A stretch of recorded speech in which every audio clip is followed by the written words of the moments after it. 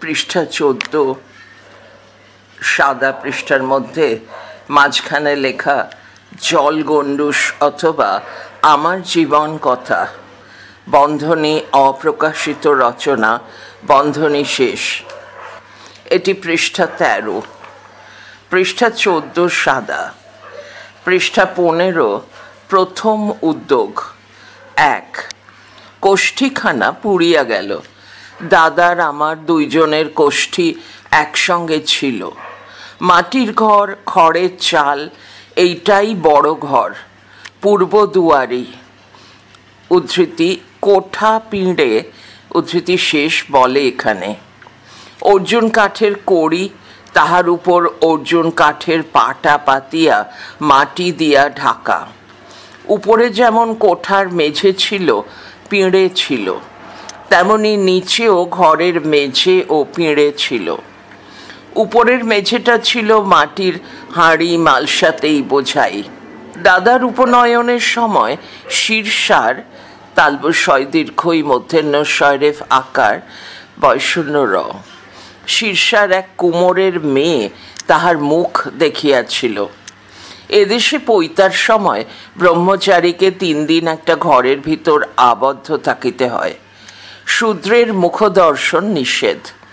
মলমূত্র ত্যাগ সেই ঘরের বাহিরে ঘেরা টোপের মধ্যে, কিন্তু স্নান, ত্রিসন্ধ্যা, হবিষ্যান্ন, ভোজন সব সেই ঘরেই সারিতে হইবে। তাহার পর 4th দিনের ভোরে স্নান আহ্নিক শেষ করিয়া সূর্যদেবকে দর্শনপূর্বক ব্রহ্মচারী ঘরের বাহির হইবার সময় সর্বপ্রথম যে পুরুষ বা রমণী তাহাকে কোলে তুলিয়া লইবে, সেই হইবে ব্রহ্মচারীর ভিক্ষা বাবা বা ভিক্ষা মা।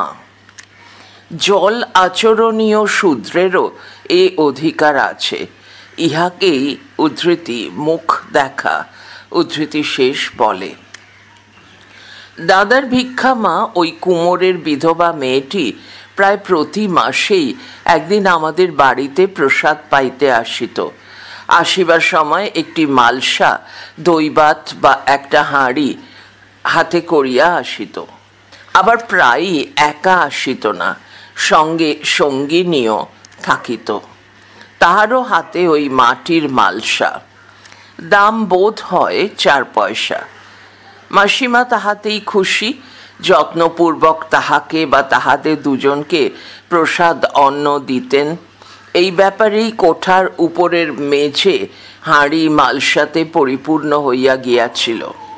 ওই হাঁড়ি মালসার তলে ঢাকা ছিল আমাদের কোষ্ঠী, কয়কার মূর্ধন্য ষয় দীর্ঘই। জমি এবং পুকুর কেনার কোবালা, মাসিমার যৎসামান্য তেজারতির তমসুক, বাড়ির পুরনো সোনা রূপার গহনা, বন্ধকি কিছু গহনা এবং কিছু রূপার টাকা। ওই কোঠা ঘরের পেছনে একটা খড়ের চালা ছিল, 3 দিকে মাটির দেওয়াল দিয়ে ঘেরা।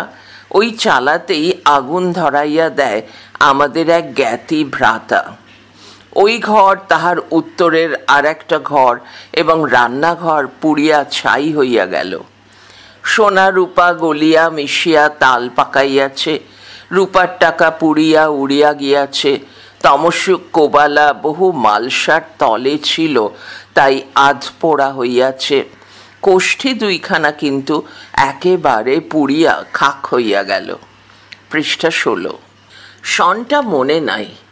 বৎসরের শেষে, ওই বৎসরের সংক্রান্তি, বেলা প্রহর 2, আমি গিয়াছিলাম আমাদের নায়ক পুকুর নামক একটা পুকুরে।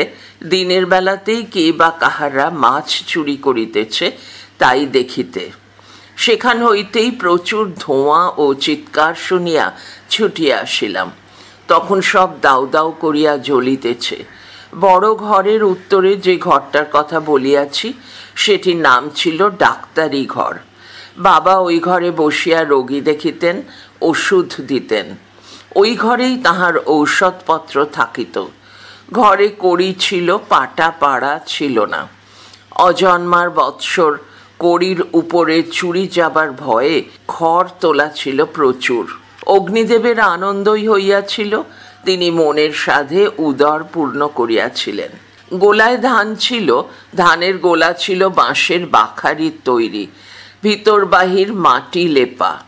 খড়ের ছাউনি, ধানও অনেক পুড়িয়া গেল, তবে লোক জুটিয়াছিল, তাহারা জল ঢালিয়া আগুন নিভাইয়া কিছু ধান বাঁচাইয়াছিল। এই পোড়া ধানের চাউলের ভাত খাইতে আমাদের খুব কষ্ট হইত, কেমন একটা গন্ধ, কিন্তু না খাইলে খাইব কি?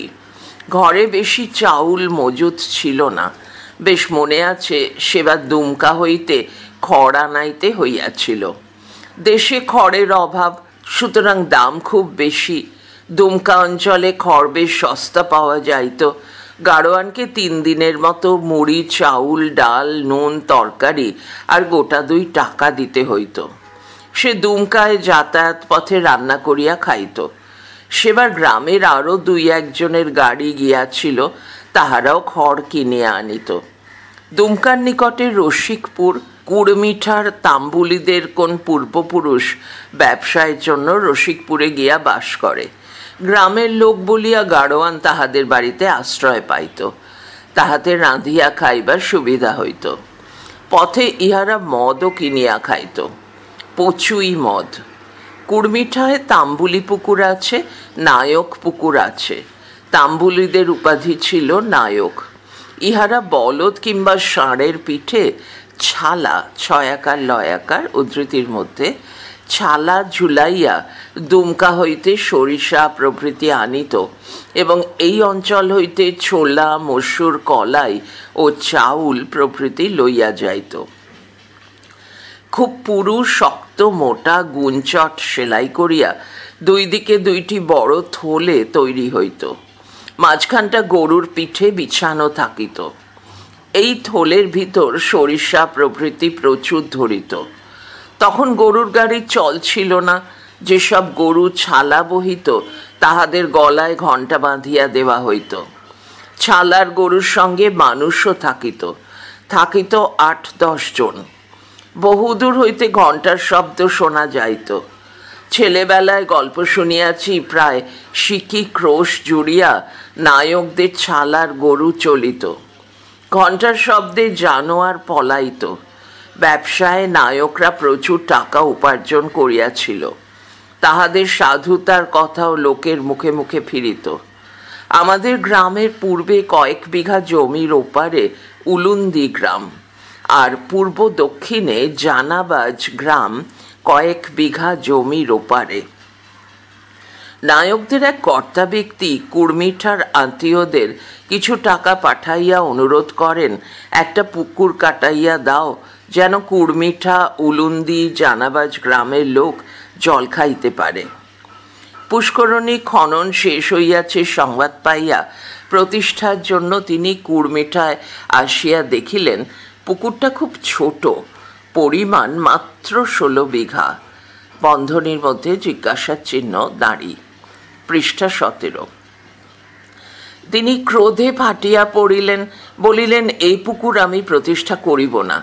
আমাকে একটা ছোট পুকুর কাটাইয়া দাও, 3 রাত্রির মধ্যে আমি প্রতিষ্ঠা করিব। তাহার আদেশ প্রতিপালিত হইয়াছিল। 3 রাত্রির মধ্যে একটা ছোট্ট পুকুর কাটাইয়া দেওয়া হয়। নাম নায়ক গড়ে, গ-0 জফলা একার। তিনি নায়ক গড়ে প্রতিষ্ঠা করিয়া রসিকপুর ফিরিয়া যান। তাহার পুত্র আরেকটি পুকুর কাটাইয়া প্রতিষ্ঠা করেন, নাম দেন তাম্বুলি পুকুর। আমি একবার দুমকা যাই সংবাদ পাইয়া ইহারা আমাদের রসিকপুরে লইয়া গিয়াছিলেন। 2, কলিকাতায় নষ্টকোষ্ঠী উদ্ধারের অনেক প্রাচীন জ্যোতিষী আছেন। কাগজে বিজ্ঞাপন দেখিয়া একদিন উপস্থিত হইলাম যদু ভট্টাচার্যের লেনে দেবেন্দ্রনাথ ভট্টাচার্যের নিকটে। বহুদিন পরে তাহার সঙ্গে সাক্ষাতের জন্য গিয়া দেখি তিনি অনেক টাকা রোজগার করিয়াছেন। যদু ভট্টাচার্যের লেন হইতে মাঝের বস্তির সমস্ত বাড়ি কিনিয়া লইয়া একেবারে হাজরা রোডের সদরে আসিয়া উপস্থিত হইয়াছেন। ... আমি কলিকাতায় যাইবার পূর্বে কে আমার অপেক্ষা 6 বন্ধনীর মধ্যে ঘণ্টা, বন্ধনী শেষ, কে 6 দিনের আগে বা পরে জন্মগ্রহণ করিয়াছে তাহাদের মা বাপের নিকট হইতে সঠিক সন্ধান ও তাহাদের জন্মের সন্তারিখ লইয়া গিয়াছিলাম। মাসিমার নিকট হইতে জানিয়াছিলাম আমার জন্ম মাস চৈত্র মাস ও জন্মদিনে রবিবার ছিল। প্রতি চৈত্র মাসে কোনো একটা রবিবারে তিনি আমাকে পরমান্ন রাঁধিয়া গোপালের ভোগ দিয়া প্রসাদ খাওয়াইতেন। ভট্টাচার্য মহাশয় হাত দেখিয়া অনেক অঙ্ক কষিলেন। প্রায় এক তয়াকার কাগজের অর্ধেকটা ভরিয়া গেল। লোকটি ভদ্র, তাহার অবস্থা বুঝিয়া আমি আমার সংগৃহীত তথ্যগুলি জানাইলাম। তখন তিনি স্থির করিলেন সন 1296 সালের 25শে চৈত্র রবিবার আমার জন্মের তারিখ। ভট্টাচার্য মহাশয় একটি জন্মকুণ্ডলী প্রস্তুত করিয়া দিয়াছিলেন। পরে বহু জ্যোতিষীর সঙ্গে দেখা করিয়াছি, আলোচনা করিয়াছি। সকলেই এই তারিখ সমর্থন করিয়াছিলেন। নরেন্দ্রপুরের শ্রী শ্রী বিজয়কৃষ্ণ সাধন আশ্রমের শ্রী পরমানন্দ সরস্বতী জ্যোতিষ জানেন। তিনি প্রাচ্য ও পাশ্চাত্য উভয় জ্যোতিষে অভিজ্ঞ এক জ্যোতিষীকে আশ্রমে আনাইয়াছিলেন। এই জ্যোতিষী আমার হস্তরেখা বিচার করেন, বলেন কুণ্ডলী ঠিক আছে, জন্মের তারিখেও ভুল নাই, তবে জন্ম লগ্ন সন্ধিগত, বৃশ্চিক ও ধনুর সন্ধিস্থলে জন্ম। আমার সদর প্রতিম সুরিত শ্রীমান দ্বারেশ দয়বফলা আকার বৈষ্ণ রয়কা তালবস্য দ্বারেশ শর্মাচার্য জন্ম তারিখ ও কুণ্ডলী সমর্থন করিয়াছেন। তাহার কোনো বইয়ের মধ্যে আমার জন্মকুণ্ডলী ছাপানো আছে। আমাদের পাশের গ্রাম বাতিকারের হেমেন্দ্রলাল বন্ধনীর মধ্যে সিংহ মুনসেফ হইয়াছিলেন। তিনিও প্রাচ্য ও পাশ্চাত্য জ্যোতিষ আলোচনা করিতেন। তিনি বলিয়াছিলেন মানুষের জীবনে সর্বাপেক্ষা গুরুতর দুর্ঘটনা পিতৃবিয়োগ ও মাতৃবিয়োগ। পৃষ্ঠা 18। পৃষ্ঠা 18 একটি হাতে লেখা পৃষ্ঠা ছাপানো হয়েছে। তলায় লেখা জলগণ্ডুষ প্রথম উদ্যোগের সূচনা অংশ। পৃষ্ঠা 19। আমি তাহাকে পিতৃদেবের ও মাতা ঠাকুরানীর পরলোক গমনের তারিখ দিয়াছিলাম। সেই তারিখ মিলাইয়া তিনিও বলিয়াছিলেন, তোমার জন্মের তারিখ এবং কুণ্ডলিতে ভুল নাই, তোমার ওই বয়সে ওই দুর্ঘটনার ইঙ্গিত আছে। আমার জ্যেষ্ঠ সহোদরেরও জন্ম তারিখও করকোষ্ঠী বিচারে নির্ধারিত হইয়াছিল। তিনি আমার অপেক্ষা প্রায় 3 বৎসরের বয়োজ্যেষ্ঠ ছিলেন। তাহার জন্ম তারিখ মনে নাই। সন 1299 সালের 18 ফাল্গুন দোল পূর্ণিমার পূর্ববর্তী ত্রয়োদশীতে পিতৃদেবের পরলোক প্রাপ্তি ঘটে। দারুণ কলেরা রোগে তিনি ইহধাম ত্যাগ করেন। গ্রামের জনপ্রাণী কেহ তাহাকে দেখিতে আসে নাই এবং সৎকারেরও ব্যবস্থা করে নাই। পিতামহী মঙ্গলডিহি গ্রামে থাকিতেন। পিতৃদেবের পীড়ার সংবাদ পাইয়া ঊর্ধ্বশ্বাসে কাঁদিতে কাঁদিতে কুড়মিঠায় আসিয়া আছাড় খাইয়া পড়িলেন। শুনিয়াছি তিনি বলিয়াছিলেন, উদ্ধৃতি শুরু, তুই যে আমার বটতলার ছায়া রে, আমি কোথায় দাঁড়াবো রে, বিস্ময়চিহ্ন, উদ্ধৃতি শেষ। পিতৃদেব আমাদের 2 ভাইকে 2 জানুতে বসাইয়া বলিয়াছিলেন, উদ্ধৃতি শুরু, এদের রেখে গেলাম দাঁড়ি, এদের আশীর্বাদ করো মা দাঁড়ি, এরাই তোমাকে দেখবে দাঁড়ি, উদ্ধৃতি শেষ।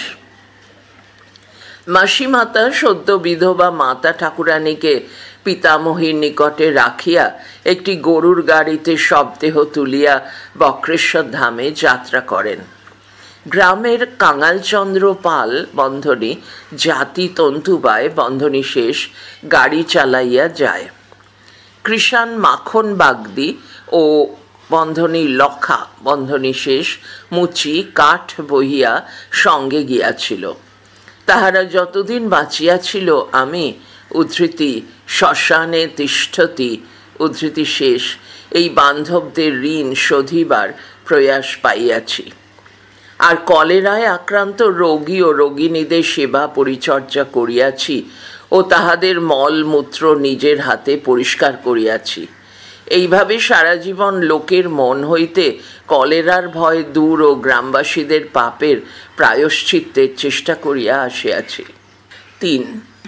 পিতামহের নিবাস ছিল মুর্শিদাবাদ জেলার সোনারুন্দি গ্রামে। গ্রামের অপর নাম বনওয়ারি বাদ। তাঁতি রাজা ছিলেন বনওয়ারি বাদে। তাহাদের প্রতিষ্ঠিত শ্রী রাধা গোবিন্দ যুগল বিগ্রহ অতি সমাদরে পূজা প্রাপ্ত হইতেন। বিগ্রহের নাম ছিল বনওয়ারি জিউ। পদন্তের ন ও অন্তস্থ অয়াকার বৈষ্ণরয় দীর্ঘই বনওয়ারি বর্গীয় জয় দীর্ঘই রস্যৌ। পিতামহ ধনকৃষ্ণ মুখোপাধ্যায় বনওয়ারি জিউয়ের কামদার অর্থাৎ সেবা পূজার তত্ত্বাবধায়ক ছিলেন। সেবা পূজার জন্য পূজক ব্রাহ্মণ ও ভোগ রাঁধিবার ব্রাহ্মণ ছিলেন 2 জন করিয়া 4 জন। ফুল তুলিবার, শ্রীমন্দির মার্জনা করিবার ও অন্যান্য কার্যের জন্য পৃথক পৃথক লোক ছিল। যে পুষ্করিণী হইতে ভোগ রাঁধিবার এবং বিগ্রহের স্নানাদির জন্য জল সংগৃহীত হইত, সেই পুষ্করিণীতে কাহারও স্নানাদির অধিকার ছিল না। এমনকি জল তুলিবার সময়েও যাহাতে জলে পদস্পর্শ না ঘটে, তজ্জন্য ঘাটের উপর পৈঠায় মাচা বান্ধা ছিল। ধনকৃষ্ণের পিতার নাম রামকানাই, তাহার পিতার নাম চৈতন্যচন্দ্র, আর পরিচয় জানিতে পারি নাই। ধনকৃষ্ণের 4টি বিবাহ, 2টি সোনারুন্দির আশেপাশে, তৃতীয় বীরভূম জেলার মঙ্গলডিহি গ্রামে বিষ্ণুচন্দ্র চট্টরাজের সহদরা চন্দ্রাবলী দেবীর সঙ্গে। পৃষ্ঠা 20। বিষ্ণুচন্দ্র সর্বানন্দী মেলের কুলীন ছিলেন। ধনকৃষ্ণ ছিলেন ফুলে মেল নিকষ। সর্বানন্দী ঘরে বিবাহ করিয়া তিনি নিজে ভাঙ্গা হইয়াছিলেন। চন্দ্রাবলী দেবী খুব সুন্দরী ছিলেন, লোকে বলিত রাঙ্গা ঠাকরুন। মুক্তার মতো দন্তপঙ্ক্তি, 1 পিঠ চুল, পাকা আমের মতো রং, সুডৌল অঙ্গ প্রত্যঙ্গ ও অনিন্দ সুন্দর মুখের গড়ন। পিতামহের স্বর্গপ্রাপ্তির পর তিনি চুল কাটিয়া দিয়াছিলেন। প্রায় 80-র ওপরে চন্দ্রাবলী স্বর্গগমন করেন। তখনও দাঁতগুলির 2 পাটির একটিও নড়ে নাই, ভাঙে নাই। সোনারুন্দিতে গিয়া তিনি রান্না শিখিয়া আসিয়াছিলেন। আম পাতা ও জাম পাতা খুব কলি অবস্থায় লইয়া মশলা সহযোগে বাটিয়া রোদে শুকাইয়া এমন সুন্দর চাটনি প্রস্তুত করিতেন যে একদিন খাইলে আমরণ মনে রাখিতে হইবে যে কোনো লোককে। চাঁছি ও ছানার সন্দেশ, রসগোল্লা, ঘিয়ে ভাজিয়া, পান্তুয়া, পাটিসাপটা, গোকুল পিঠে, সেই সঙ্গে পোলাও, নানা রকম সুস্বাদু তরকারি তৈয়ারিতে তাহার পাকা হাত ছিল। শৌচ সদাচারে এবং ব্রত নিয়ম পালনে খুব নিষ্ঠাবতী ছিলেন তিনি। মঙ্গলডিহির শ্রী শ্যামচাঁদ ও শ্রী মদন গোপাল পাটের ঠাকুর বাড়িতে অন্নপ্রাশন, উপনয়ন ও বিবাহে এবং বিবিধ উৎসবে পার্বণে তাহার ডাক পড়িত রন্ধনশালার নেতৃত্বে। পিতামহ তাহার রূপে গুণে আকৃষ্ট হইয়া বাঁধা পড়িয়াছিলেন মঙ্গলডিহি গ্রামে। তাহার অপর পত্নীদের কোনো পুত্রকন্যা ছিল না। চন্দ্রাবলীর একমাত্র পুত্র ত্রৈলোক্যনাথই পিতামহের সর্বার্থ ছিলেন। সোনারুন্দি পরিত্যাগপূর্বক তিনি মঙ্গলডিহিতেই বাস করিয়াছিলেন শেষ জীবনে। পিতামহ সোনারুন্দি হইতে মঙ্গলডিহি যাতায়াতের পথে কোনো গ্রামে আরও একটি বিবাহ করিতে বাধ্য হইয়াছিলেন। পিতৃদেবের জন্মের পর একমাত্র পুত্রের মায়ায় তথা চন্দ্রাবলীর রূপে গুণে বন্দী হইয়া ধনকৃষ্ণ প্রায় 2 বৎসর মঙ্গলডিহি গ্রামে বাস করিয়াছিলেন। অকস্মাৎ একদিন রাজবাড়ি হইতে 2 জন পাইক আসিয়া উপস্থিত হইল। ধনকৃষ্ণ তাহাদের সহিত সোনারুন্দি যাইতে বাধ্য হইলেন। কুমার বনওয়ারি আনন্দ, কুমার বনওয়ারি প্রতাপ, মালিক 2 জন বলিলেন, বনওয়ারি জিউর সেবা পূজার শোচনীয় অবস্থা, পরমান্নে মিষ্টতা নাই, লুচি কম পড়ে ইত্যাদি। ধনকৃষ্ণ স্নান সারিয়া প্রথম শ্রীমন্দিরে গিয়া দেখিলেন সিংহাসনে ঠাকুরের বিছানায় পিপীলিকা। দেখিলেন বিছানার নিচে প্রসাদী কিংবা অনিবেদিত লুচি। বিছানা ফেলিয়া দিলেন, সঙ্গে সঙ্গে নূতন বিছানা আসিয়া গেল। শ্রীমন্দির ও সিংহাসন পরিচ্ছন্ন করিয়া উপস্থিত হইলেন ভোগ মন্দিরে।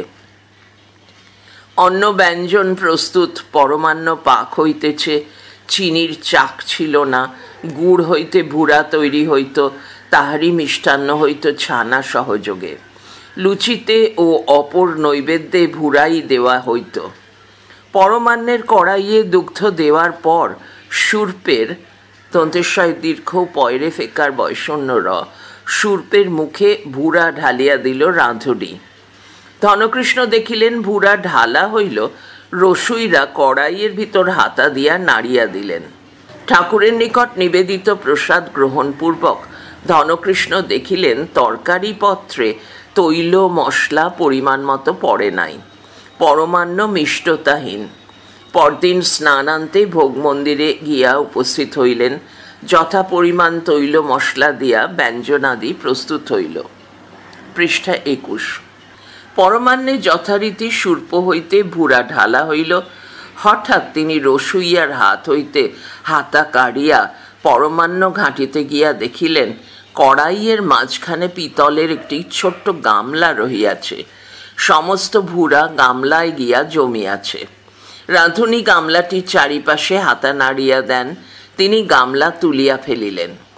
ভোগ মন্দির পরিষ্কার পরিচ্ছন্ন করিয়া পুনরায় যথারীতি অন্নাদি পরমন্ন পর্যন্ত রাঁধা হইল। এদিকে সকালেই পঞ্চগব্য পঞ্চামৃতে স্নান করাইয়া পুরোহিতের তত্ত্বাবধানে শ্রীমন্দিরের সংস্কার এবং শ্রী বিগ্রহের অভিষেকও সম্পন্ন হইয়াছে। পূজক এবং রাঁধুনি সকলেরই জবাব হইয়া গেল। নূতন পূজক নূতন রাঁধুনি আসিলেন। কামদারের বেতন ছিল মাসিক 5 টাকা, বেতন বাড়িয়া 7 টাকা হইল, আর একবেলা প্রসাদ প্রাপ্তির স্থায়ী ব্যবস্থা হইয়া গেল। এই ব্যাপারে কামদার ধনকৃষ্ণের খুব সুনাম হইয়াছিল। আত্মভোলা পিতামহ সেবা পূজার তত্ত্বাবধানে এবং কুমারদের প্রীতি শ্রদ্ধায় মগ্ন হইয়া রইলেন। 3 বৎসর মঙ্গলডিহি আসিলেন না। পিতামহী অস্থির হইয়া উঠিলেন, অথচ মুখ ফুটিয়া দাদা বিষ্ণুচন্দ্রকে কিছু বলিতে পারেন না। শেষে সুযোগ জুটিয়া গেল। একদল পুণ্যার্থী ও পুণ্যার্থিনীর দলে ভিড়িয়া গঙ্গা স্নানের অছিলায় 5 বৎসরের পুত্র ত্রৈলোক্যনাথকে লইয়া চন্দ্রাবলী 2 দিন 2 রাত্রি পায়ে হাঁটিয়া একদিন বৈকালে সোনারুন্দির বাটিতে উপস্থিত হইলেন। পিতামহের মুখে গোঁফ দাড়ি ছিল। পিতৃদেব ভয় পাইলেন না, ঝাঁপাইয়া পিতার কোলে উঠিলেন। পরদিন রাজবাড়িতে উপস্থিত হইলেন পিতামহ। কুমার 2 জন কৌতুক করিয়া বলিলেন, উদ্ধৃতির শুরু, কি মুখুজ্জে মশাই, আপনার নাকি পত্নী পুত্র এসেছেন, দাঁড়ি কুলিনের ছেলে, ছেলেটি নিশ্চয়ই আপনার, তা বাপ চিনতে পারে তো, জিজ্ঞাসার চিহ্ন। পিতামহ চুপ করিয়া রহিলেন, দাঁড়ি। একজন রাজভৃত্য কুমারদের ইঙ্গিতে পিতৃদেবকে লইয়া রাজসভায় গিয়া দাঁড় করাইয়া দিল। অনেকেই সভায় ছিলেন। 5 বৎসরের শিশু সোজা গিয়া ধনকৃষ্ণের হাঁটু জড়াইয়া ধরিল। রাজসভায় হাসির রোল উঠিল। বৈকালের কয়েক দণ্ডের চেনা হয়তো দাঁড়িগোফ শিশুকে সাহায্য করিয়াছিল।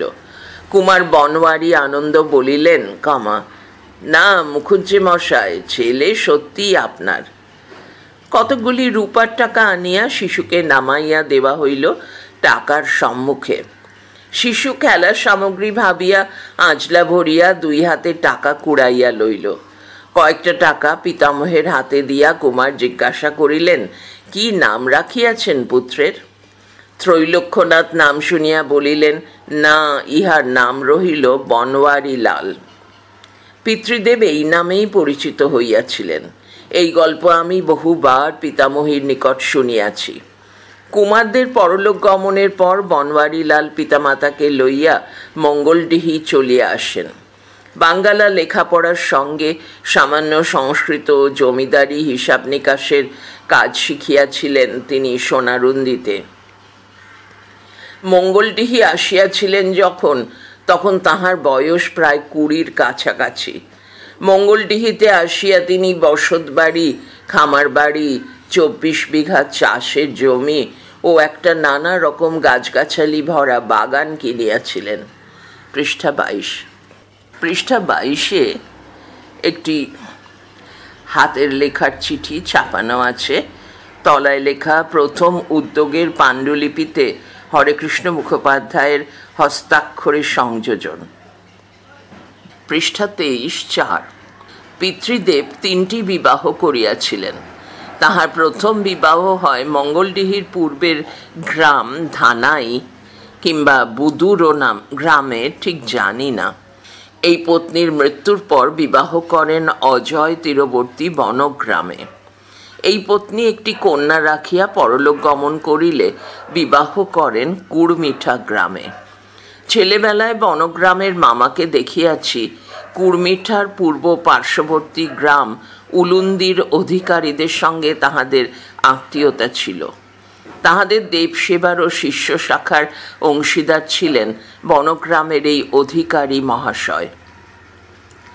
1 বৎসর অন্তে বিগ্রহ লইতে আসিতেন ছোট পালকির সঙ্গে। ব্রাহ্মণেই এই পালকি বহিতেন। মাঝখানে কোনো শিষ্য বাড়িতে একদিন বিশ্রাম করিতে হইত। সেই শিষ্য বাড়িতেই বিগ্রহের সেবা, পূজা ও ভোগরাগ নির্বাহ করিবার ব্যবস্থা ছিল। আমার সেই ভগিনীটির শৈশবেই মৃত্যু ঘটে। মামাতো ভাইদের জয়দেব কেন্দুলির মেলায় অন্নসত্র ছিল।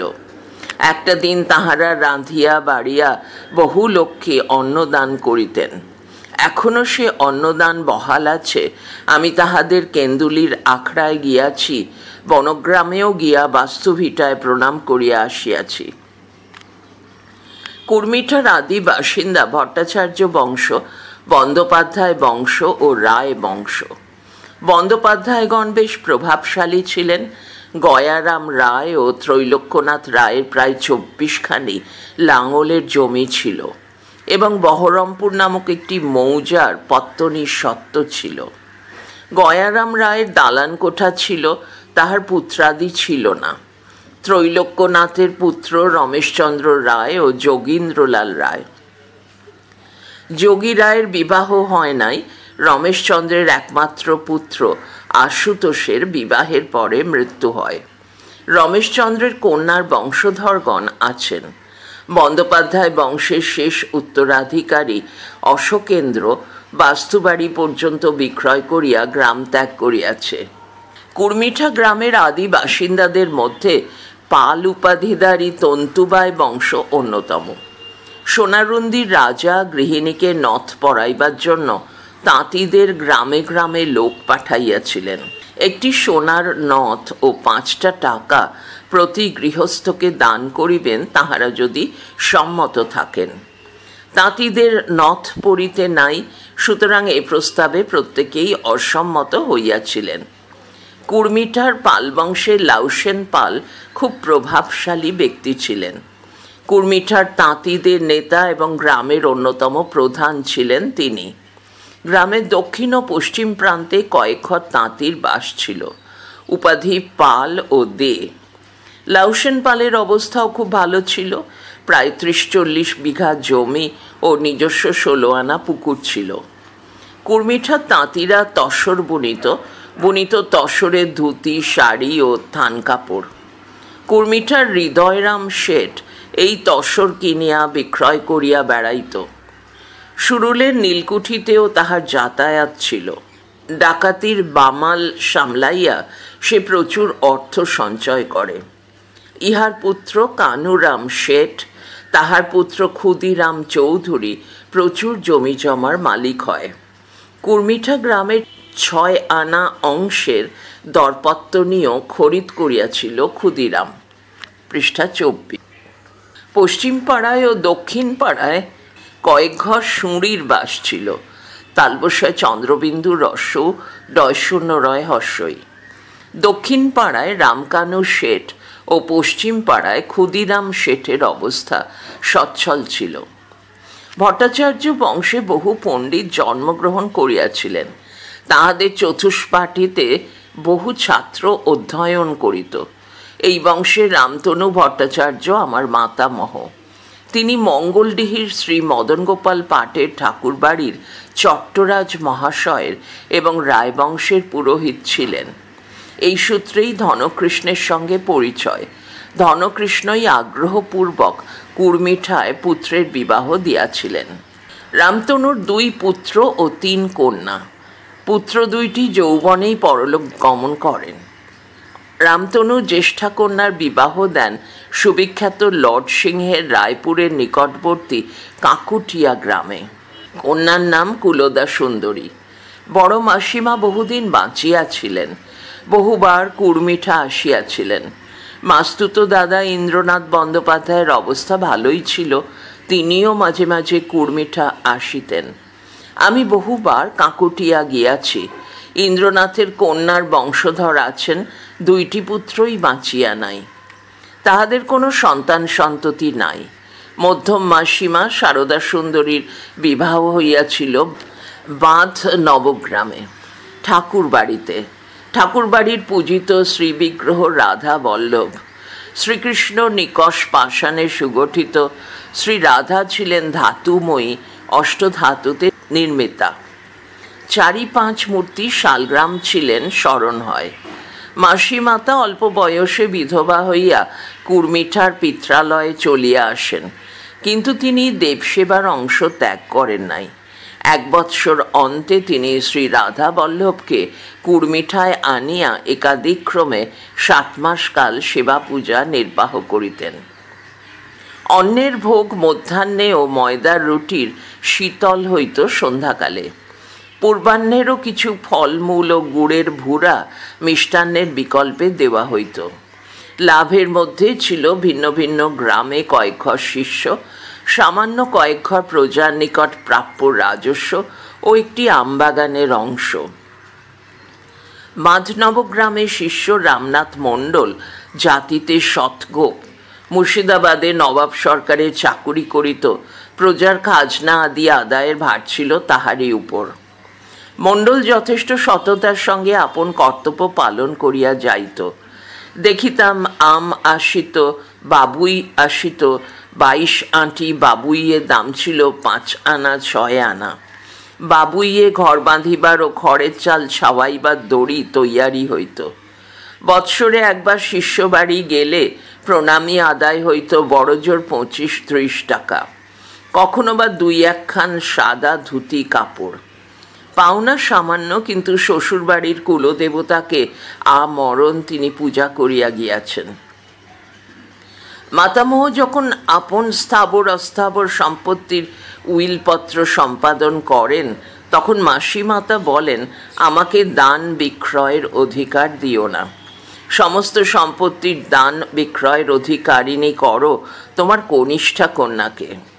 অদৃষ্টের পরিহাস মাথা ঠাকুরানী অগ্রেই পরলোক গমন করিয়াছিলেন এবং অসহায় 2টি শিশু আমার এবং আমার জ্যেষ্ঠ সহোদর পঞ্চাননের লালন পালনের এবং সমস্ত সম্পত্তির তত্ত্বাবধানের ভার তিনি স্বেচ্ছাতেই হাতে তুলিয়া লইয়াছিলেন।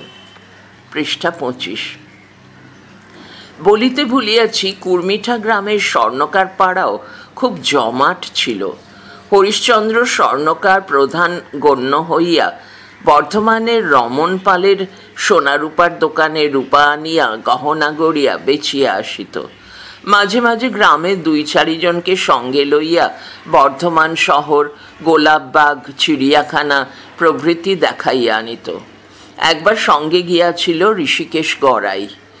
ঋষিকেশ হয় ঋত মধ্যাহ্নস্বয় দীর্ঘই কয়েকার তালিবস্য। ফিরিয়া আসিয়া বলিয়াছিল, দেখে এলাম নুন তো গাদা গাদা। কথাটা শেখালে গ্রামের লোকের মুখে মুখে ফিরিত। গ্রামে গাঁজার খুব আদর ছিল। হরিশ্চন্দ্রের দোকানে গাঁজার আড্ডা বসিত। তাহার অনেক সাগরেদ ছিল। অনেকে চরসও খাইত, তবে চরসটা ছোট নেশা বলিয়া গণ্য হইত। গ্রামে 4খানি দুর্গা প্রতিমা পূজা পাইতেন, বন্দ্যোপাধ্যায় বাড়ি ও রায় বাড়ি। লাউসেন পালের বংশধরদের বাড়ি ও স্বর্ণকার বাড়ি। মহাষ্টমী ও মহানবমীর সন্ধিক্ষণে হয়তো পাঁঠা বলি। বাজনা বাজিত বন্দ্যোপাধ্যায়দের পূজা মণ্ডপে, তারপর রায়বাড়িতে। পালদের পূজায় চালকুমড়া বলি দেওয়া হইত, শেষে স্বর্ণকারদের বাড়িতে। স্বর্ণকার বাড়িতে ব্রাহ্মণগণ এ সময় উপস্থিত থাকিতেন। শ্রীকান্ত বন্দ্যোপাধ্যায় বলির পর অশ্লীল গানের ধোঁয়া ধরাইয়া দিতেন, ড্যাশ উদ্ধৃতি শুরু। গান গাইতে যে করবে হেলা, তার ... দাঁড়ি উদ্ধৃতি শেষ। দূর দূর শব্দে পাড়ার সুঁড়ি ও তাঁতির মেয়েরা ছুটিয়া পলাইত, ঘরে গিয়া খিলাটিয়া দিত। কিন্তু গান তো বন্ধ করা যায় না। মুচি, হাড়ি, বাগদি প্রভৃতি যুবকবৃন্দের সে কি হিংস্র উল্লাস! ভদ্রপল্লীতে উচ্চকণ্ঠে দন্তেশ্বকার আর বকার উচ্চারণের সে কি বিভৎস উৎসাহ! গায়ক দল পশ্চিম মুখে কিছু দূর গিয়া একটি বটতলায় আসিত। ওই বটতলায় এক দক্ষিণ দুয়ারি শিব মন্দির ছিল। মাখন স্বর্ণকার ও তাঁতি এবং সুঁড়িরা মিলিয়া মাঝে মাঝে অন্নপূর্ণা পূজা করিতেন নবান্নের দিনে। কবির দলের গান হইত। গ্রামের দুই পাড়া ধর্মরাজ ঠাকুর নদী স্নানে যাইবার সময় বটতলায় একবার দাঁড়াইতেন। এখন সেখানে একজন শিশির শেঠ বসত বাড়ি করিয়াছে। প্রথম যৌবনেই আমি পুলিশের সাহায্য লইয়া ওই খেউর খিস্তি বন্ধ করিয়া দিয়াছি। এখন বন্দ্যোপাধ্যায় বাড়ির, তাঁতি বাড়ির ও স্বর্ণকার বাড়ির পূজা লোপ পাইয়া গিয়াছে। মাত্র রায়বাড়িতে পূজা হয়।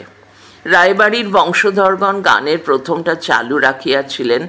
খেউর গান বন্ধ করার জন্য আমাকে লাঞ্ছনা, গঞ্জনা ও গালাগালি সহ্য করিতে হইয়াছিল। গ্রামে কুলিনের বাস ছিল না। বন্দ্যোপাধ্যায়গণ আপনাদের কুলিন বলিতেন। অপর ব্রাহ্মণগণ 1200-1400 টাকা দিয়া কন্যা কিনিয়া আনিতেন বা কন্যা বিক্রয় করিতেন। বহুদিন পূর্বে প্রথাটা বন্ধ হইয়া গিয়াছে।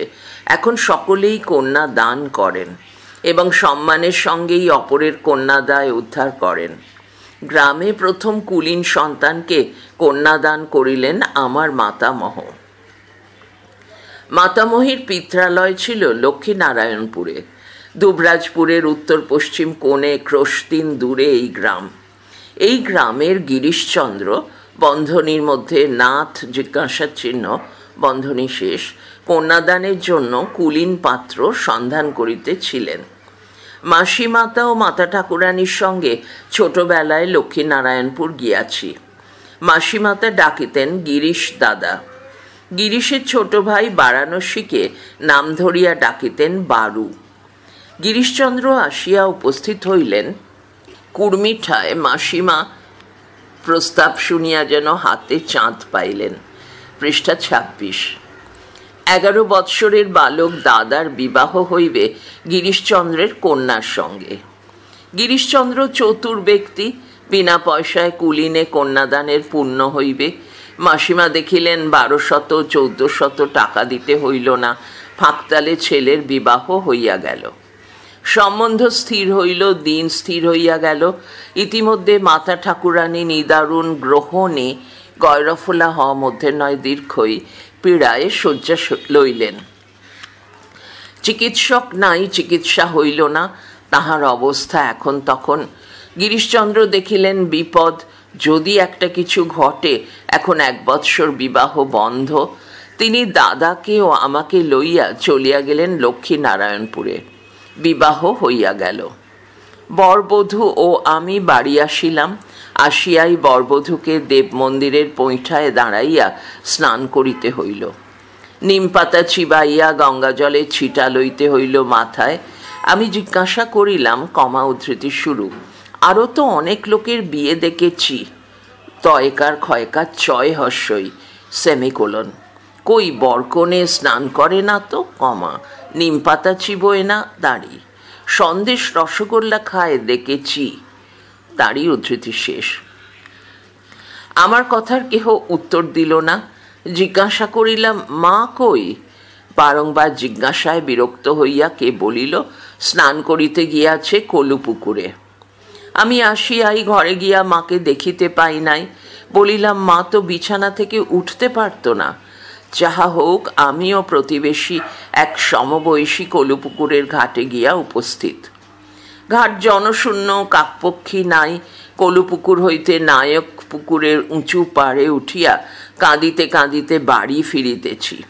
সমগ্র দৃশ্যটা এখনো আমি চোখের সামনে দেখিতে পাইতেছি। সন 1304 সাল, তারিখ 17 মাঘ। মাতা ঠাকুরানী স্বর্গগমন করেন। গিরিশচন্দ্রের উপর আমার ভয়ানক রাগ হইয়াছিল, কিন্তু তিনি কিছুদিন পর মাসিমাতার সঙ্গে গোপনে পরামর্শপূর্বক সন 1307 সালে আমার উপনয়ন বৎসরে লক্ষ্মীনারায়ণপুরে লইয়া গিয়া তাহার কনিষ্ঠা কন্যার সঙ্গে আমার গাঁটছড়া বাঁধিয়া দিয়াছিলেন। মাতামহের পুত্র সন্তান না থাকায় পিতৃদেব কুর্মিঠাতেই অধিকাংশ সময় থাকিতে বাধ্য হইয়াছিলেন। শেষে স্থায়ী বাসিন্দাই হইয়া গেলেন। অবশ্য মঙ্গলডিহির জমি জিরাতও তাহাকে দেখিতে হইত। উপরি উপরি 2টি পুত্র সন্তান নষ্ট হওয়ার পর তৃতীয় পুত্র পঞ্চানন বাঁচিয়া গেলেন। তাহার কিছুদিন পর আমার জন্ম হইয়াছিল। লেখাপড়া শিখিবার সুযোগ হয় নাই। দাদা ছাত্রবৃত্তি পাশ করিয়া হেতমপুর রাজবাড়ির টোলে ভর্তি হইয়াছিলেন। অধ্যাপক ছিলেন পণ্ডিত রামতারণ স্মৃতিতীর্থ। স্মৃতিতীর্থ মহাশয় কিছুদিন পরে কাশিমবাজার রানী আন্নাকালীর টোলে চলিয়া যান। দাদা ব্যাকরণের মধ্য পর্যন্ত পড়িয়াছিলেন, কিন্তু ব্যাকরণের পড়ার মাঝখানে দশকর্মটিও বেশ ভালোভাবেই শিখিয়া লইয়াছিলেন। ঘর পুড়িয়া গেল। দাদাও টোলের পড়া ছাড়িয়া ঘরে আসিয়া বসিলেন। মাতামহের কয়েক ঘর ব্রাহ্মণ যজমান ছিলেন। আমাদের জ্ঞাতি ভ্রাতা ঋষিকেশ ভট্টাচার্য পৌরোহিত্য করিতেন, কিন্তু আমাদিগকে প্রাপ্য কাপড় গামছা কি টাকার কোনো অংশ দিতেন না। মাসিমার দাদাকে টোলে পড়াইবার উদ্দেশ্য ছিল এই যজমান কর হইতে যাহা পাওয়া যায় তাহার ন্যায্য অংশ গ্রহণ। পড়া চলছে পরের ফাইলে।